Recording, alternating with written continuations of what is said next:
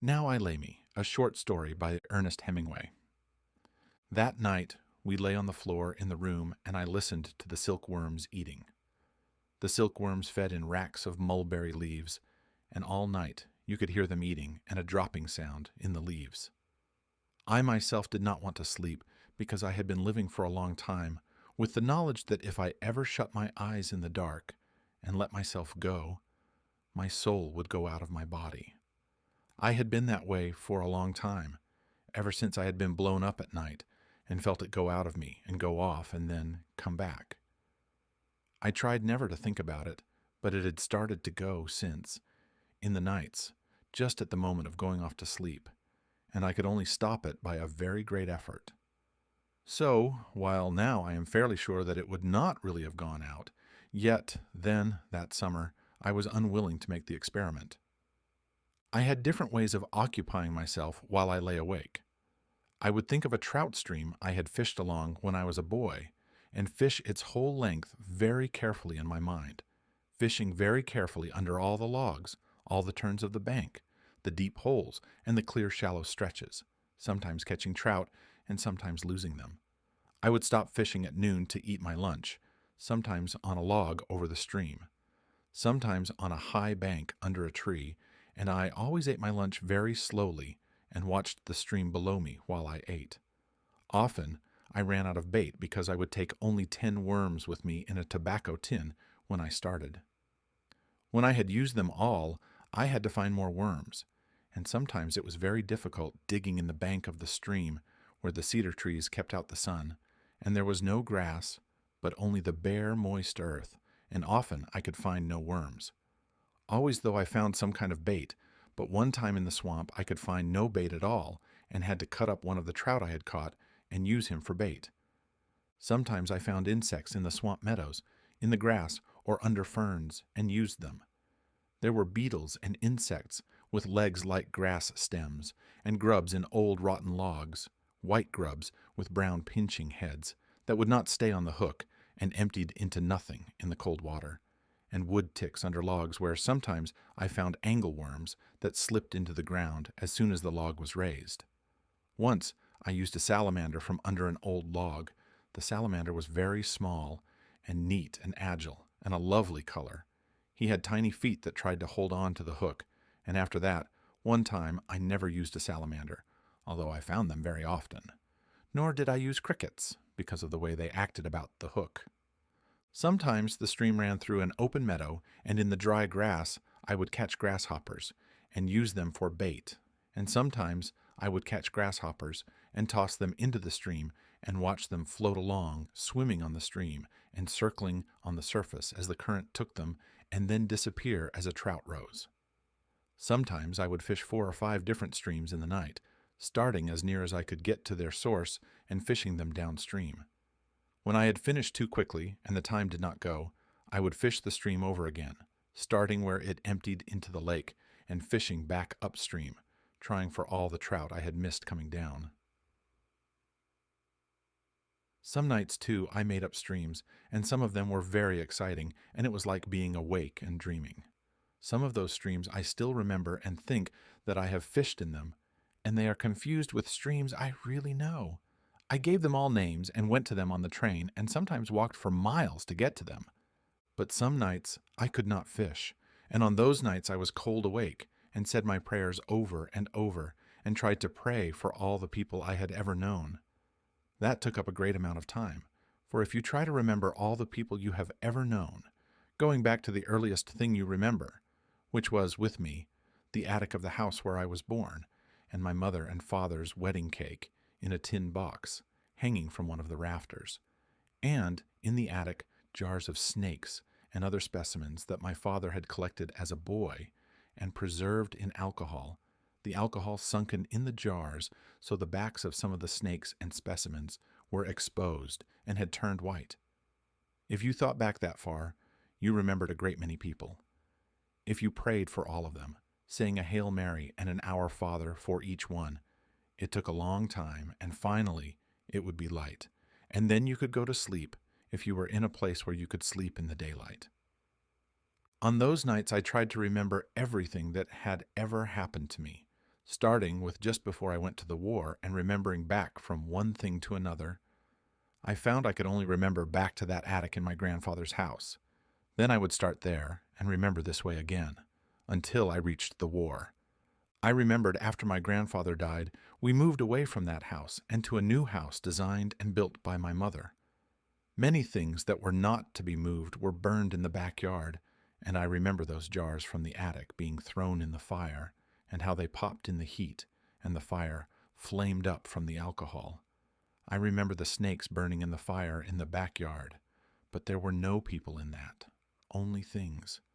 I could not remember who burned the things even, and I would go on until I came to people and then stop and pray for them. About the new house, I remembered how my mother was always cleaning things out and making a good clearance. One time, when my father was away on a hunting trip, she made a good thorough cleaning out in the basement and burned everything that should not have been there. When my father came home and got down from his buggy and hitched the horse, the fire was still burning in the road beside the house. I went out to meet him. He handed me a shotgun and looked at the fire. "What's this?" he asked. "I've been cleaning out the basement, dear," my mother said from the porch. She was standing there smiling to meet him. My father looked at the fire and kicked at something. Then he leaned over and picked something out of the ashes. "Get a rake, Nick," he said to me. I went to the basement and brought a rake, and my father raked very carefully in the ashes. He raked out stone axes and stone skinning knives and tools for making arrowheads and pieces of pottery and many arrowheads. They had all been blackened and chipped by the fire. My father raked them all out very carefully and spread them on the grass by the road. His shotgun in its leather case and his game bags were on the grass where he had left them when he stepped down from the buggy. "Take the gun and the bags in the house, Nick, and bring me a paper," he said. My mother had gone inside the house. I took the shotgun, which was heavy to carry, and banged against my legs, and the 2 game bags, and started toward the house. "Take them one at a time," my father said. "Don't try and carry too much at once." I put down the game bags and took in the shotgun and brought out a newspaper from the pile in my father's office. My father spread all the blackened, chipped stone implements on the paper and then wrapped them up.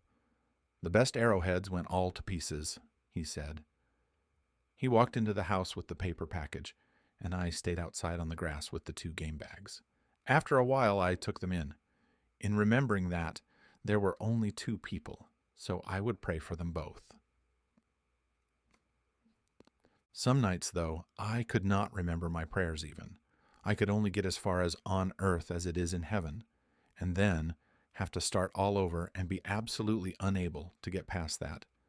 Then I would have to recognize that I could not remember and give up saying my prayers that night and try something else. So, on some nights I would try to remember all the animals in the world by name, and then the birds, and then fishes, and then countries and cities, and then kinds of food and the names of all of the streets I could remember in Chicago. And when I could not remember anything at all anymore, I would just listen. And I do not remember a night on which you could not hear things. If I could have a light, I was not afraid to sleep, because I knew my soul would only go out of me if it were dark.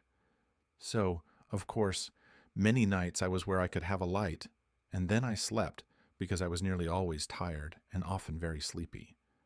And I am sure many times, too, that I slept without knowing it. But I never slept knowing it, and on this night I listened to the silkworms.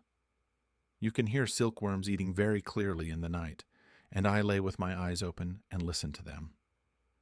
There was only one other person in the room, and he was awake too.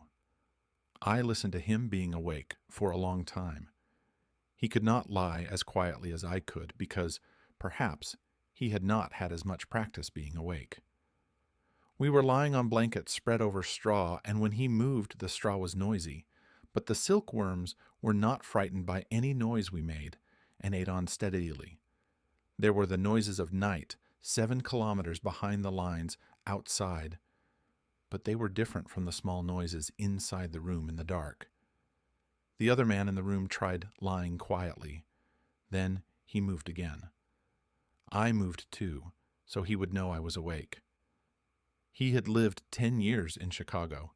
They had taken him for a soldier in 1914 when he had come back to visit his family, and they had given him to me for an orderly because he spoke English. I heard him listening, so I moved again in the blankets. "Can't you sleep, Senor Tenente?" he asked. "No." "I can't sleep either." "What's the matter?" "I don't know. I can't sleep."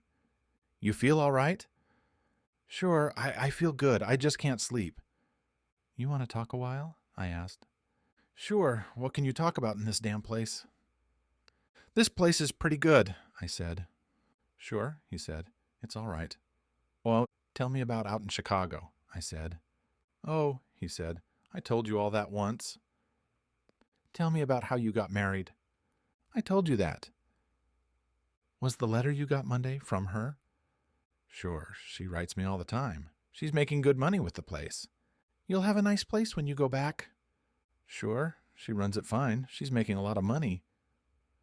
"Don't you think we'll wake them up, talking?" I asked. "No, they can't hear. Anyway, they sleep like pigs. I'm different," he said. "I'm nervous." "Talk quiet," I said. "Want to smoke?" We smoked skillfully in the dark. "You don't smoke much, Senor Tenente?" "No, I've just about cut it out." "Well," he said, "it don't do you any good, and I suppose you get so you don't miss it. Did you ever hear a blind man won't smoke because he can't see the smoke come out?" "I don't believe it." "I think it's all bull myself," he said. "I just heard it somewhere. You know how you hear things." We were both quiet, and I listened to the silkworms. "You hear those damn silkworms?" he asked. "You can hear them chew." "It's funny," I said. "Say, Senor Tenente, is there something really the matter that you can't sleep? I never see you sleep. You haven't slept nights ever since I've been with you." "I don't know, John," I said. "I got in pretty bad shape along early last spring, and at night it bothers me." "Just like I am," he said. "I shouldn't have ever got in this war. I'm too nervous." "Maybe it will get better." "Say, Senor Tenente, what did you get in this war for anyway?" "I don't know, John. I wanted to then." "Wanted to?" he said. "That's a hell of a reason." "We oughtn't to talk out loud," I said. "They sleep just like pigs," he said. "They can't understand the English language anyway. They don't know a damn thing. What are you going to do when it's over and we go back to the States?" "I'll get a job on a paper." "In Chicago?" "Maybe." "Do you ever read what this fellow Brisbane writes? My wife cuts it out for me and sends it to me."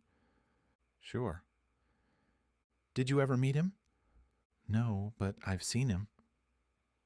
"I'd like to meet that fellow. He's a fine writer. My wife don't read English, but she takes the paper just like when I was home, and she cuts out the editorials and the sport page and sends them to me." "How are your kids?" "They're fine. One of the girls is in the 4th grade now. You know, Senor Tenente, if I didn't have the kids, I wouldn't be your orderly now. They'd have made me stay in the line all the time." "I'm glad you've got them." "So am I. They're fine kids, but I want a boy. 3 girls and no boy. That's a hell of a note." "Why don't you try and go to sleep?" "No, I can't sleep now. I'm wide awake now, Senor Tenente. Say, I'm worried about you not sleeping, though." "It'll be all right, John. Imagine a young fellow like you not to sleep." "I'll get all right. It just takes a while." "You gotta get all right. A man can't get along that don't sleep. Do you worry about anything? You got anything on your mind?" "No, John, I don't think so." "You ought to get married, Senor Tenente. Then you wouldn't worry." "I don't know." "You ought to get married. Why don't you pick out some nice Italian girl with plenty of money? You could get anyone you want. You're young, and you got good decorations, and you look nice. You've been wounded a couple of times." "I can't talk the language well enough." "You talk it fine. To hell with talking the language. You don't have to talk to them. Marry them." "I'll think about it." "You know some girls, don't you?" "Sure." "Well, you marry the one with the most money. Over here, the way they're brought up, they'll all make you a good wife." "I'll think about it." "Don't think about it, Senor Tenente. Do it." "All right." "A man ought to be married. You'll never regret it. Every man ought to be married." "All right," I said. "Let's try and sleep a while." "All right, Senor Tenente. I'll try it again. But you remember what I said." "I'll remember it," I said. "Now let's sleep a while, John." "All right," he said. I hope you sleep, Senor Tenente. I heard him roll in his blankets on the straw, and then he was very quiet, and I listened to him breathing regularly. Then he started to snore. I listened to him snore for a long time, and then I stopped listening to him snore and listened to the silkworms eating. They ate steadily, making a dropping in the leaves. I had a new thing to think about, and I lay in the dark with my eyes open and thought of all the girls I had ever known and what kind of wives they would make. It was a very interesting thing to think about, and for a while it killed off trout fishing and interfered with my prayers. Finally, though, I went back to trout fishing, because I found that I could remember all the streams, and there was always something new about them, while the girls, after I had thought about them a few times, blurred and I could not call them into my mind, and finally they all blurred and all became rather the same, and I gave up thinking about them almost altogether. But I kept on with my prayers, and I prayed very often for John in the nights, and his class was removed from active service before the October offensive. I was glad he was not there, because he would have been a great worry to me. He came to the hospital in Milan to see me several months after, and was very disappointed that I had not yet married, and I know he would feel very badly if he knew that. So far, I have never married. He was going back to America, and he was very certain about marriage and knew it would fix up everything.